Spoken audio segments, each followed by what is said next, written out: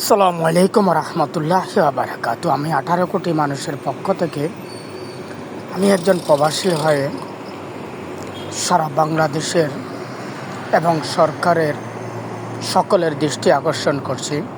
গত 2 দিন থেকে একটা ভিডিও ভাইরাল, সন্তানের সামনে মাকে দর্শন, তারপর 4 ভাই মিলে সে দর্শনকারীকে হত্যা, সেটা সে 4 ভাইকে আবার আদালত অ্যারেস্ট করে নিয়ে যায়। তা আমি বলবো, বাংলাদেশে শিশু দর্শন,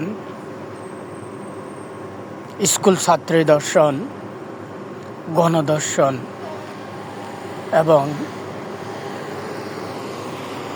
সন্তানের সামনে মাকে দর্শন,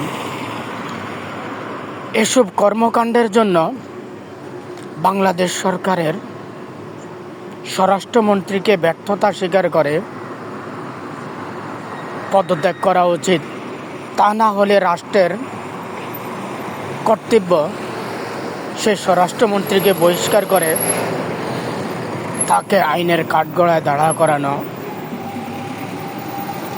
তা না হলে 18 কোটি মানুষের কর্তব্য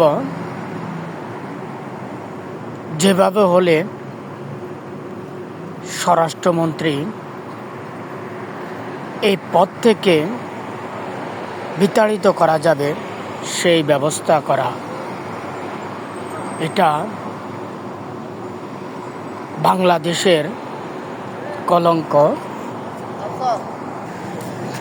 কারণ সেই স্বরাষ্ট্রমন্ত্রীর কারণে প্রশাসন ব্যর্থ, সরকার ব্যর্থ, সরকারের রাষ্ট্রের বিভিন্ন বাহিনী ব্যর্থ। তাহলে সে ব্যর্থতা স্বীকার করে তাকে হয়তো পদত্যাগ করা উচিত। তা না হলে তাকে কিভাবে তাকে সেখান থেকে সরানো যায় সে ব্যবস্থা করা উচিত। তো ধন্যবাদ, সবাই ভালো থাকবেন, সুস্থ থাকবেন, আল্লাহ হাফেজ।